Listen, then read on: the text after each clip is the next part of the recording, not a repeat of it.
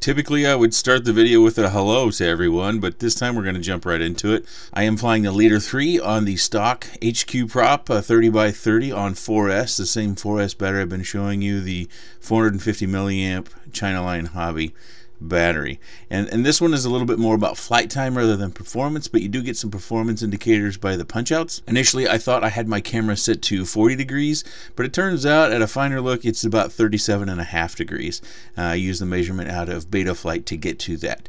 So you're going to see less speed, but you're going to see the flight time that might be more typical of maybe a population of you might experience on a battery of that size. Of course, if you want more flight time, you can always put on a bigger battery. It's just going to fly a little bit differently. Also, look forward to a coming video. I'll be doing a leader frame giveaway.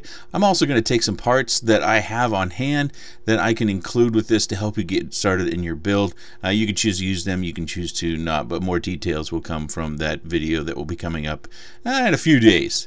Until then, enjoy the flight, and as always, if you have any comments or questions, please leave those in the section down below. I appreciate your time, and thanks for watching.